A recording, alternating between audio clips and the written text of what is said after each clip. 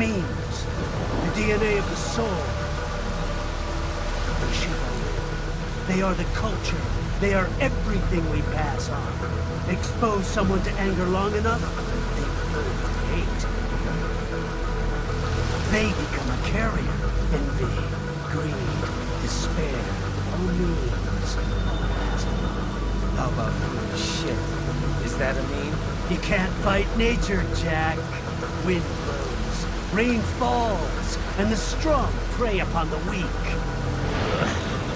Sam tells me you see your weapon as a tool. Something that saves lives, a means of justice. Now there's a pretty meme. Exquisite. It spared you the burden of all the lives you take. Absolved you of guilt when you enjoyed it. Premise. Video games can teach toxic behavior, but censorship is even more problematic garbage. So especially with the explosion of Gamergate in the scene, bolstered by pearl-clutching calls for boycotts and censorship everywhere, I'm well aware that there are many studies by now saying that video games don't cause violence. Being trumpeted around is concrete proof of #winning, and that this vague screed is going to sound stupid and ill-informed. And it is. It's a feeling. My feelings, my perspective. Me. And Windows ME, social media 2.0. It's kind of the only perspective I can provide reliably. So, I'm going to utilize an unhealthy amount of skepticism to poke the hive mind and twirl a spaghetti mustache strand and tip my Spurglord fedora towards the notion that art, more specifically culture, can change minds and affect personalities. Humans, being the pack animals that we are, trying to fit into social groups to accomplish goals or just go along to get along, I contend that we do find our behavior shaped by monkey see, monkey do. How else would the disco era exist? How else would trends even exist if you weren't influenced by your peers? Do you think races are born that way? Or is it their environment, the people around them, the learned behaviors that come about from their immediate culture? Or is sexism and these various isms background radiation just from socio-cultural history? Or sprung unbidden through virgin birth, spontaneous human combustion of ideas? I could start here by throwing out terms and definitions: peer pressure, groupthink, conditioning, desensitization, or specific experiments like Pavlov's dogs and Skinner's box and verbal behavior, or even Alinsky's rules for radicals and community organizing. But screw that. That's too clever by half, and I'm not a quarter as clever as that. So here, in 2015, do you, dear person, believe that protest makes change? That sharing ideas and memes spreads information and dispels ignorance? Do you believe that you can convince someone with language? Do you believe that the games media coverage actually affects game sales? Or any media? Do you believe that Gamergate will make a difference in people's perceptions from all the conversation? Then you already believe that words, or video games, and other art ultimately can shape minds, can change perspectives, and ultimately, the messages within can help perpetuate or help destroy racism, sexism, classism, etc. Whatever your big bugaboo or messaging is. I could go deeper, boring more into psychological terms to, emphasis on boring. But no, the better way to represent to gamers how art can influence society would be to use games themselves. Look, you get educated when you read a book, right? Multitudes of ways. New words, story ideas, opinions, points of view, ways of thinking, phrases to parse. Moving up the technology spectrum, movies show shapes, color, movement, interaction between people or any objects or things. Adjust your set for reality TV or animation. A child can learn to speak from Sesame Street and shriek like Shrek and walk on red carpets and dance to Anaconda and wrestle like their favorite WWE characters. Whatever sticks. A person's ability to mimic, absorb, store, and process information that piques their interest can even shape how they interact out in the environment. You get the clues and the cues to join cliques and crews. You're separate citizens, but your identities are linked. You'll be still an original kernel, but enough popcorn makes a bowl. You make a circled Venn diagram. Separate, unequal colonies form from brands over who and what is their favorite band. Thick and thin bloodlines, distinct but districted. A grid of gerrymandered opinions ascending to ghetto coalescence. Oof, feel free to wholeheartedly cringe mightily. But the reach of global telecommunications is a big thing. Data packets zip network squirts of brain matter for us to murmur and grunt over. Ooh, ungawa. Undeniably, education comes from study, and our enhanced electronic tools are able to teach us more than ever before, for good or ill. Android or iPhone. Nanomachines, son. Nanomachines, son! Your computer chip cyberlimb implements. So the question is, can games be a mirror or a trigger? Or a mirror and a trigger? Do they reflect things that happen, or can they further train folks to act out? Acting out influences, teaching reinforcement, Skinner box cubed, breaking into the fourth wall. Technology evolves, genres generate, names demonic, Red Earth rises. Both abstract and realistic games are made today, and more will come to break the molds or refine the old roles. Eventually, virtual reality can see up to the pores of people from the boorish to the impressive, coupled with mobile telepresence and synchronized satellite positioning, down to your exact location, complete with a Rolodex of your personal contacts and buying preferences. I mean, the money shot is, do I think games actually cause violence, in that someone can be so warped by what they see on the screen that they're able to point back and directly blame the media influence as the perpetrator in their crime and they're the victim? Well, hell no. The damage are damned, and crimes are attributed to individuals. The influences can help shape your thoughts, but you're responsible for your own actions.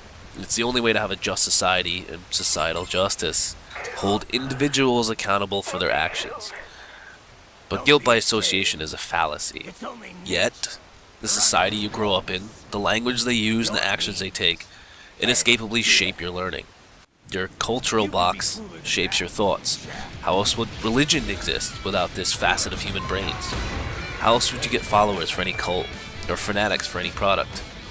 Minds change, and the influences are the arguments you parrot from bits of the hive. And sure, you could be born a pristine, special snowflake messiah, capable of springing brilliance unbidden from a solitary cell, but no one would hear it, because that would be a barren landscape with no outside mind's influence to give or receive. That doesn't happen anywhere in nature at all. The environment shows and organisms tell. Personally, I don't think video games transform innocent, bright-eyed children into furrow-browed monsters and killers. But this isn't really a distinct black and white conviction.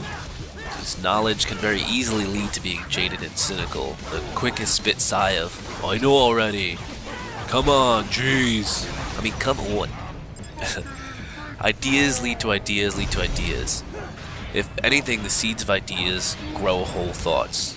And the worst outcome of playing online games is the spread of filthy language, because many times the loudest voices are the most profane voices, and it becomes the new normal. That's not just games, but basically a state of online interaction. Whether a hot argument about nerd lore, or politics, music, scientific theories, religion, you name it. Those whose minds are healthy take enough time to meditate on their thoughts and pinpoint the purposes for their emotions.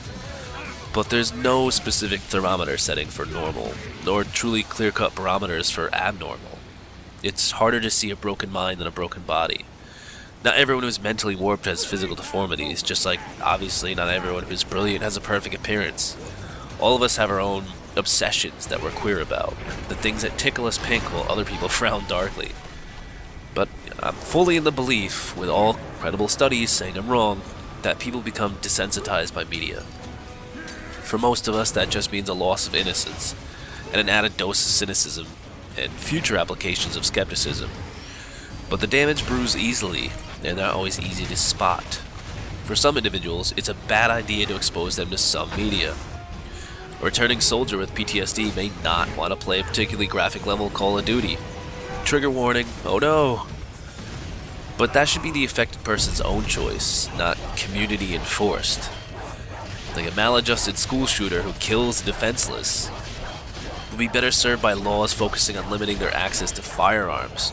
The people who kill defenseless people are cowards. They target those who can't shoot back. It's the epitome of disgusting power plays. But instead of limiting access to entertainment and screw up the short lives of the rest of us, we want stimulating, thought-provoking, and even titillating and scrapingly dangerous art and entertainment.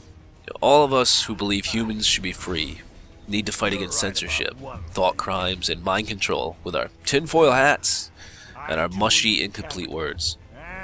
Individuals should be limited in their violent actions against the innocent or defenseless, but everyone's words and thoughts need to be allowed to be free, so information can spread, and ideas can be tried and judged, or rejected or accepted, and the hive mind that is the library of human knowledge can grow. If you don't like, say, Grand Theft Auto, don't play it. Feel free to speak against it. But don't be surprised when others feel free to speak against you back with their own points. The key here is to advocate, don't legislate. All of humanity needs bad ideas, so we have something to reflect on or reject. And all of humanity needs good ideas to spread, to emulate, and refine. And of course, this being the age of the internet, we need plenty of memes to laugh at and cats to calm down with, or whatever your spirit animal is, weirdo.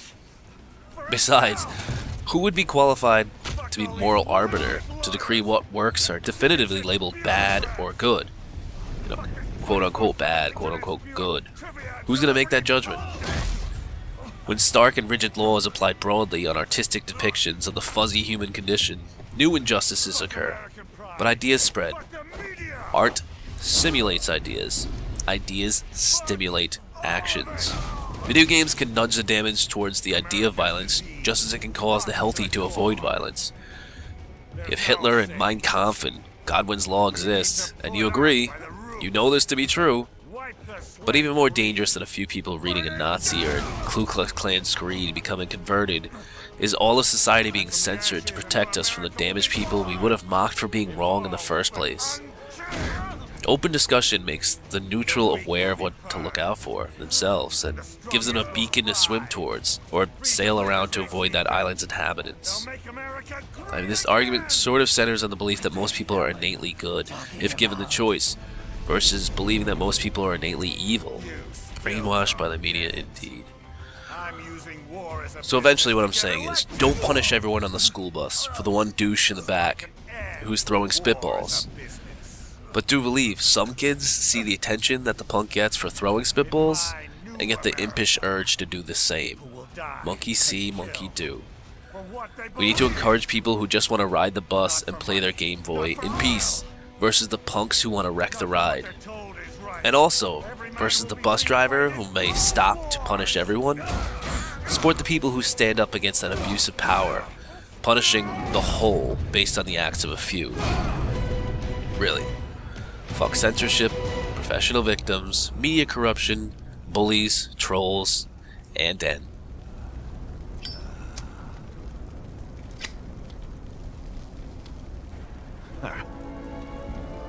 So, what do you think? How the hell did you get elected? Well, I don't write my own speeches. You should try fighting for what you believe in sometime, Jack. Not for a company or a nation or for anyone else.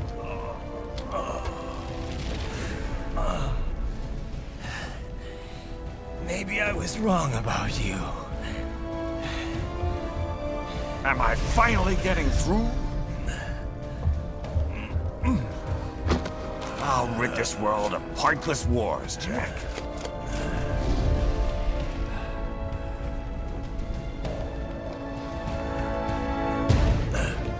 I was wrong. You're not greedy.